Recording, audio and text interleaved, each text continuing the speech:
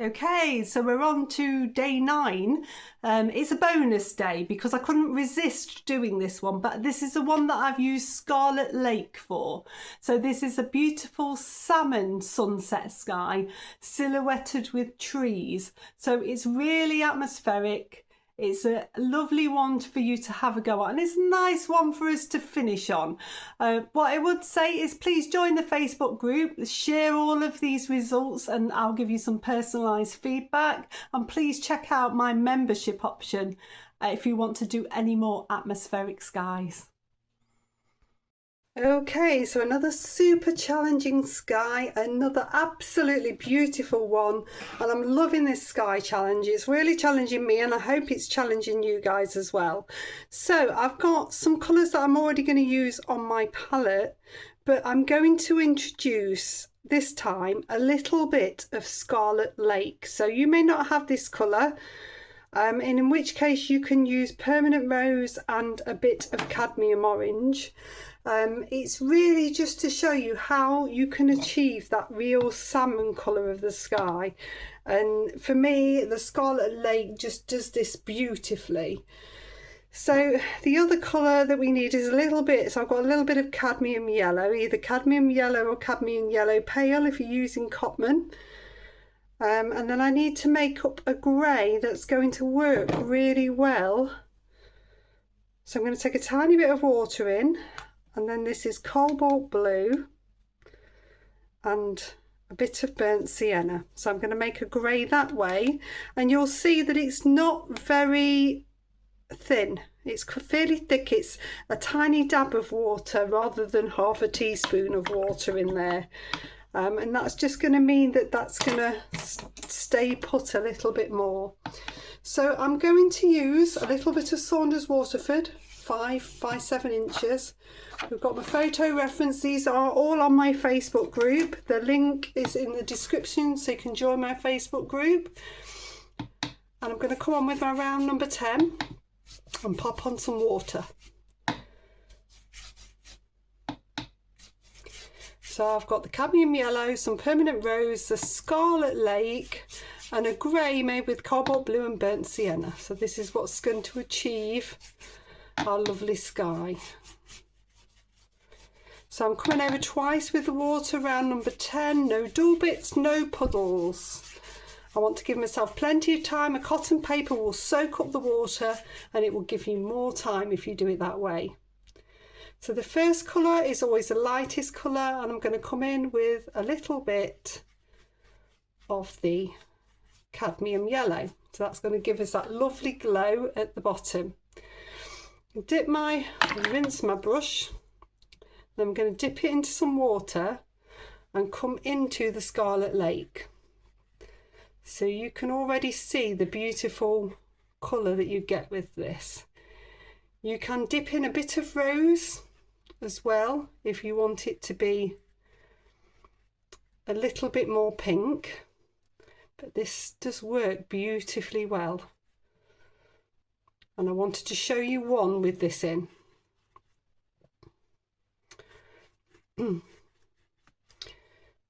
So still dipping into the Scarlet Lake and bringing this through. So I want to make sure that I keep that lovely bit of yellow glow. Then I've got that cloud, that white cloud. So I'm not going to get as much sky in as is within the picture. And then it's like I'm like doing little smiles in the sky, little smiles. So that you're getting that nice effect. If I come into the rose, I can add a little bit of rose in places as well.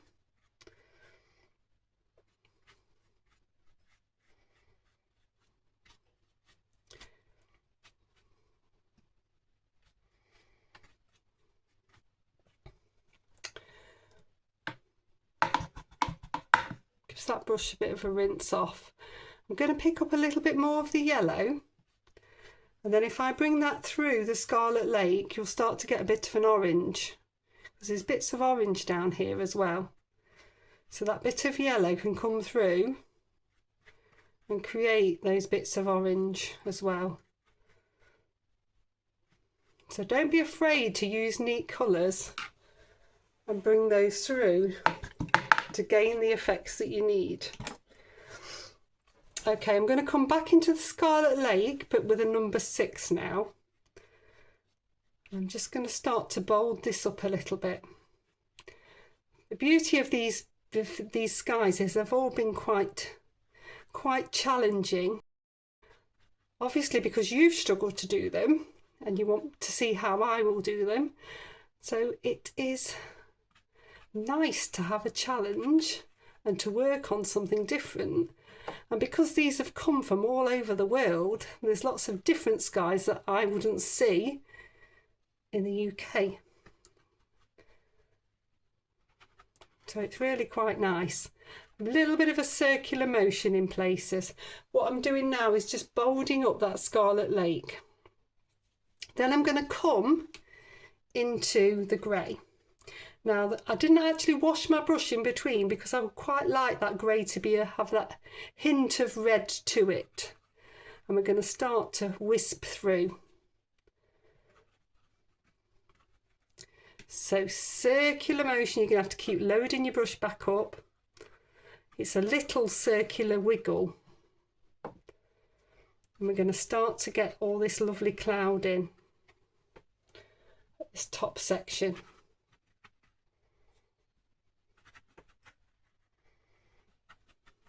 Remember, you're going for an impression of, it doesn't have to be exact. I know I've said this a lot, but it's very hard to get an exact sky that you work into, especially at a smaller scale. And when you're practicing, you don't want to be using lots and lots of paper. You want to practice techniques on a smaller scale. Then when you feel confident, you can move up. Right, I need a bit more of this paint, so I'm going to mix a little bit up.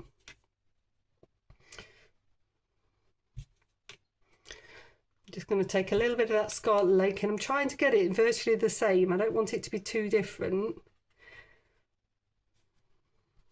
Can wisp through, so little wisps.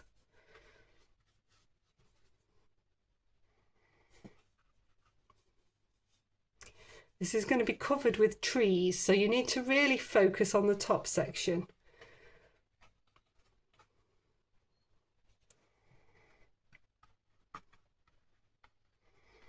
Little wisps.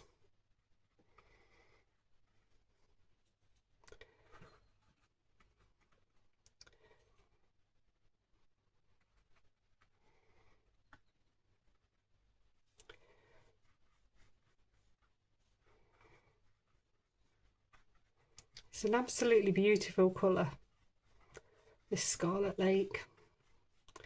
And just little wisping through. And this is starting to have a really nice effect.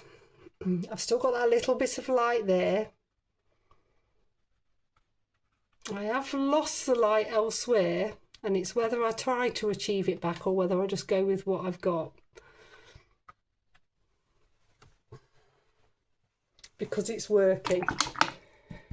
I've got a cotton bud. We'll just have a little attempt. So let's just see if we can lift a little bit out, just so I've got some little bits of light. Doesn't have to be white. I'm just gaining a few more little bits of light here.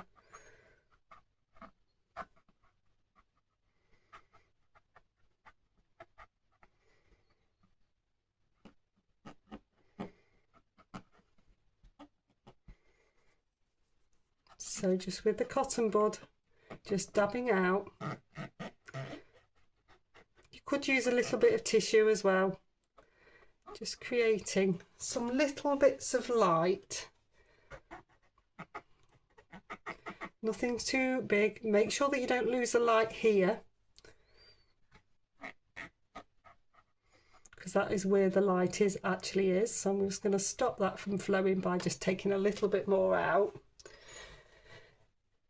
Can you see how that salmon colour's now working? It's over the years I've tried so many ways to get the salmon colour, and I just have that Scarlet Lake in my box just for these types of sunsets because it just works. So I'm just taking little bits of light out. Little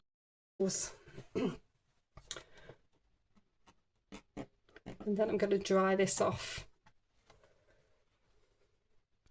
So there we go, an absolutely stunning sky. So what we're doing now is we're going to silhouette. So I've got a little bit of ivory black that's on my palette.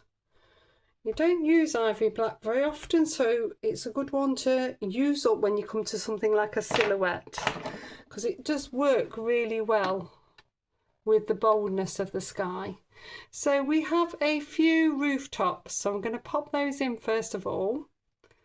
This is with my round number 6. I'm just dabbing in with a wet brush into some neat paint, just popping those rooftops in.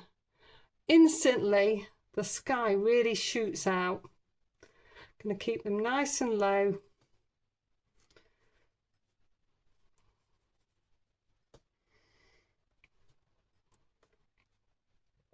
Can't really see any more there. If I dip my brush in some water, then load it up really well, I've got nice thick paint on here, and I'm going to come in with the side of the brush and start to create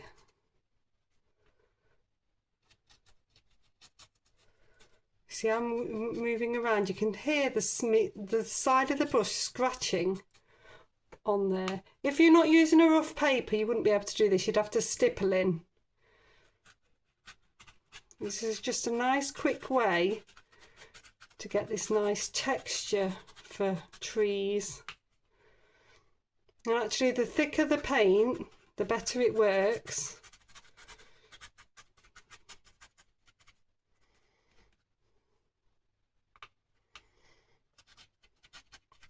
And the more you practice, the better you get at this.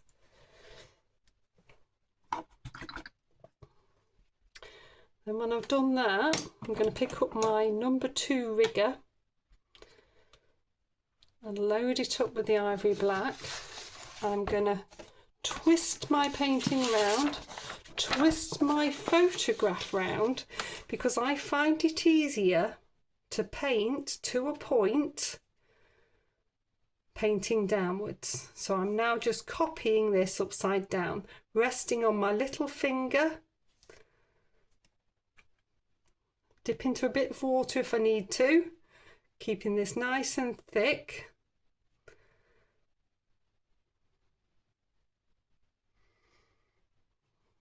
Staggering those branches, making sure I haven't got any sort of tree that's floaty, that there's something coming to it.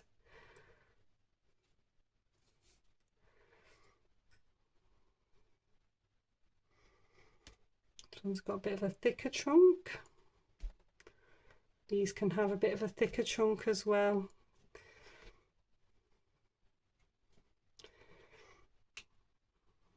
And then I'm going to put this one in this side.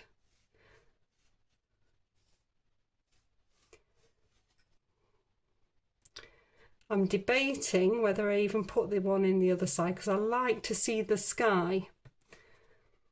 But you could do. What you don't want to do is have done all this work on the sky and then cover it all up with trees. So this is a bit of artistic license, and I can say, actually, do I want this many trees that's in the picture? Or do I want to leave the sky so we can really see it and go, wow? So practice getting the finest point that you can, resting on your little finger. Let me twizzle this round. I don't think I want that other tree in. I think I want to see the sky. And it's my painting, my choice. I'm going to pop in a few more branches just to even it out, give it a nice balance. One coming across here.